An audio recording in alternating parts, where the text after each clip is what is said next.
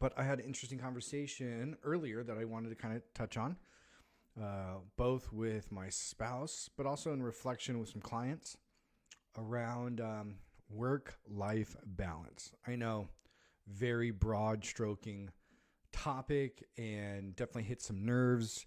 There's camps that say there's no such thing as work-life balance. It's more like an ebb and flow. Other camps say that there is work-life balance, but it takes this and that. I'm in both camps. I think we should kind of shoot for the stars, and if you miss, you're in the clouds, so to speak. So maybe I work towards balance, but have the flexibility in my routines and my schedule to make it more of a flow, right? So as far as my background, I did not have good work-life balance. When I first started, I remember I was working 7 days a week, 12 to 14-hour days. As a solopreneur back then, eventually entrepreneur with employees, I was still hands-on in the trenches, as I think anyone should be when growing something from the start. And so with that, there was no balance. That was not what I signed up for. It was all in, grind it away. That's the only way it's going to work. It's the only way I saw at that time it working. And it did work, right? Not having balance, because it was something that, first off, I sat down with my spouse at that time, be like, hey, if I'm going to start this, I'm going to go all in. And it's going to look a little bit different, but the goal is X, Y, Z. A year to be here, 5 years to be here, 10 years to be there. So at least we can come in agreement like, hey, it's going to be hard in the beginning. It's going to strain on our relationship. But we've agreed to do these key things to make sure that we reconnect, we check in, and it won't be this hard forever. So I thought. And then we had our first child. And our first child was 3 years into starting the business. And so my systems, my business plan at that time did not include being a dad. And so I had the poor habits of being solo that kind of bled into being a parent. And so even with lesser time, lesser sleep, right? If you're a parent or if you're about to be a parent, the sleep thing, that was the biggest change. Is now, how do I create some form of life that I'm still building this passion project? I'm a new parent, and this partner that I've agreed certain benchmarks to hit, I'm not going to hit those benchmarks anymore because our lives have drastically changed. And I knew I wasn't the only one suffering from this. So after 15 years of coaching, and I've worked with hundreds, if not thousands of people over this time, not only on their health and their wellness, their schedule, their routines, but you start to find out that I'm not the only one with poor work-life balance. So a lot of people don't know they have poor work-life balance. It's the analogy I gave about living in pain. A lot of people forget how good it feels to be pain-free because they have aches and pains, and I'm just as guilty. And so your tolerance increases, or you get used to this new norm. And so this new norm is okay by you, but it's not what's healthy, so to speak.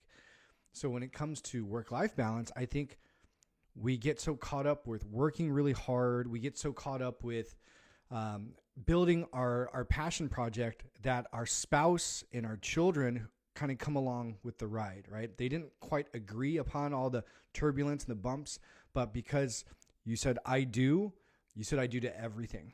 And so I'm just going to pose 10 questions today around whether or not you have some form of work-life balance, or what I deal with a lot of clients is they just don't know they have the awareness around that they don't have balance, right? Like I mentioned with pain, most people don't know that the quality of life they're living on, there's a much higher quality of life as far as pain. Their bodies have just gotten used to being in pain.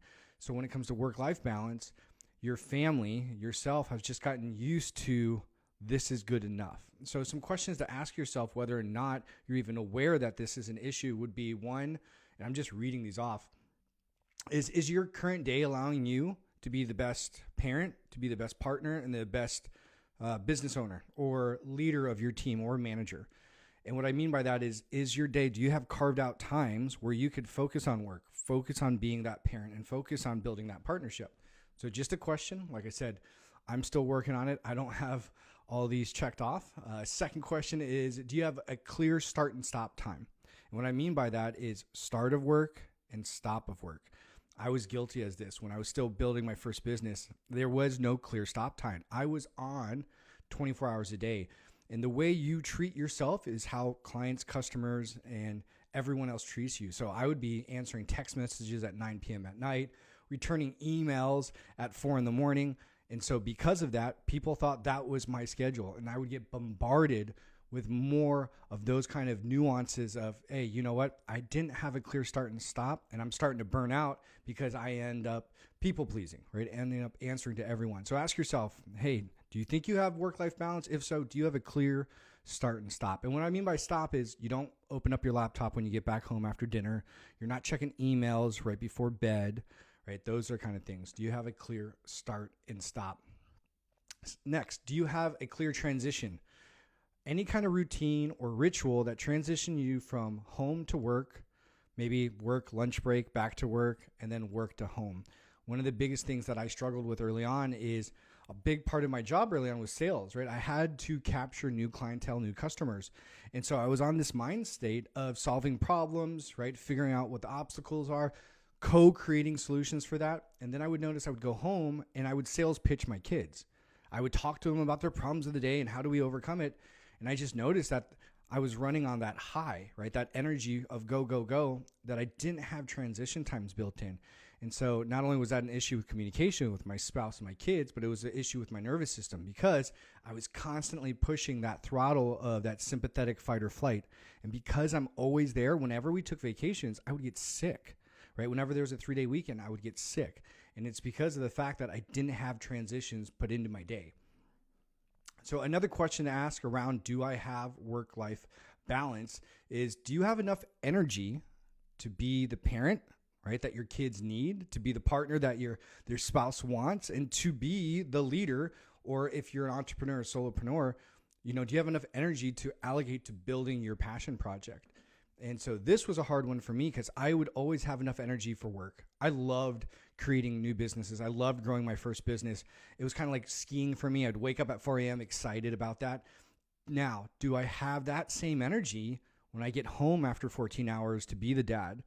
Do I have that same energy on the weekend after working all week to go to a friend's birthday party with my spouse and kids? So the question for you is, do you have that? And if not, maybe we need to work on that work-life balance. Another question is, have you ever said, I'd rather be at work or I'd rather be home? Right? I remember times when I used to work the corporate 9 to 5 before I started kind of this entrepreneurial journey. I remember distinctly there was times I'd rather be home right now, right? I don't like what I'm doing. Or vice versa. There was times early on in my relationship, especially being a new dad, where I was like, you know what? I'd rather be at work. And those kind of phrases now, in recollection, reviewing backward, those were key signs and symptoms that I didn't have a good balance, that I wasn't allocating enough energy and time and effort in kind of the 3 pillars that I coach around: parenting, partnership, and passion projects.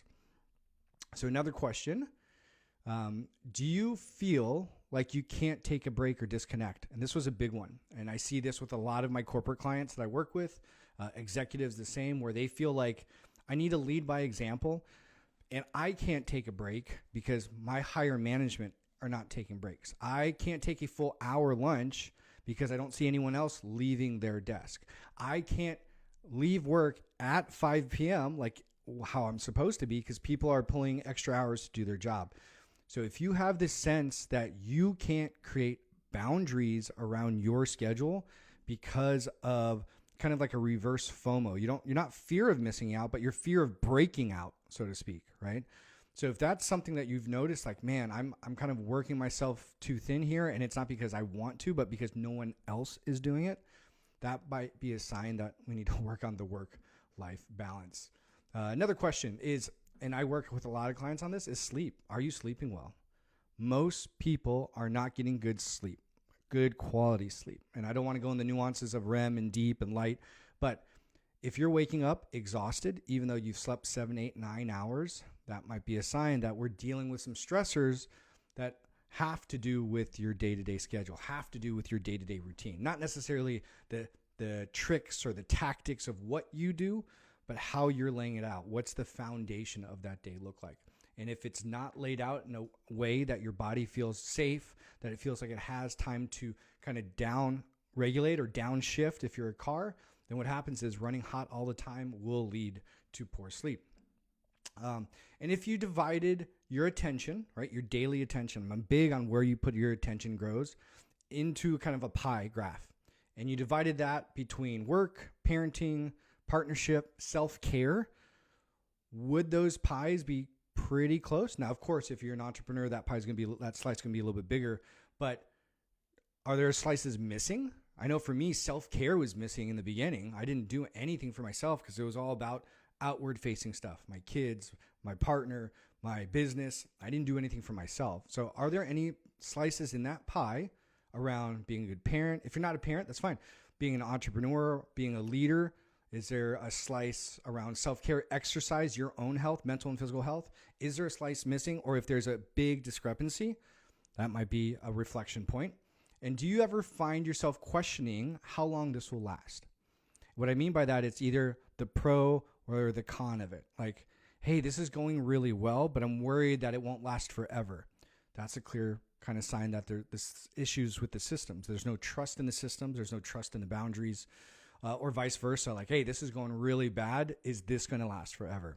That's another sign or cue that maybe we should be looking at our work-life balance. And the last thing is, have you ever thought to yourself about asking for help? And what I mean by this is we can get stuck in, well, if everyone's doing it, it's okay that I'm doing it. Or you question, hey, I'm really tired. I wonder if anyone else is dealing with this. Well, if they are, then I have to. If you ever come across a point in time when you're asking, like, man, I need some help in looking at my work schedule. I need some help in becoming a better dad. I need some help in communicating with my partner better. I need some help with creating a plan because I don't have a plan. Now that all these plates are in the air, that's a good sign and symptom that we should be addressing or building more awareness around work and your personal life. And all of these things that I just went through, all 10 things, have to do with having the awareness that something is not quite right. I don't like saying wrong. It's just not as efficient, right? We want you to be excited about dealing with everything. We want you to be excited about going to work and coming home.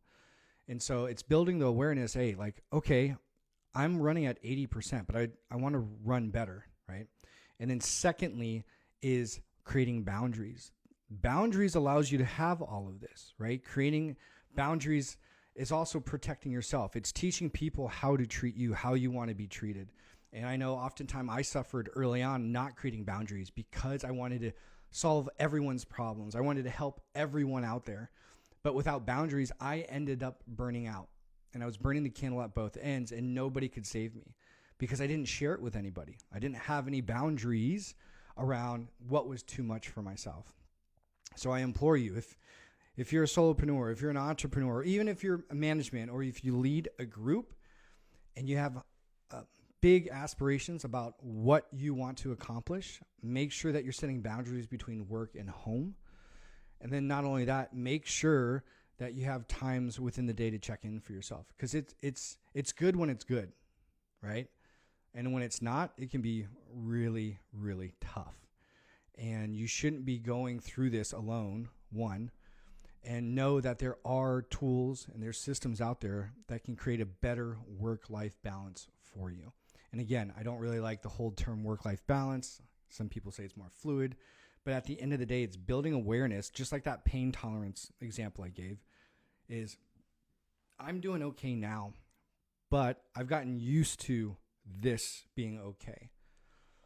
And it's okay that this is enough, but I think we were made to do more. I think there's more for all of us out there, as long as we're willing to look at what we have, right? And then ask for help if we need help.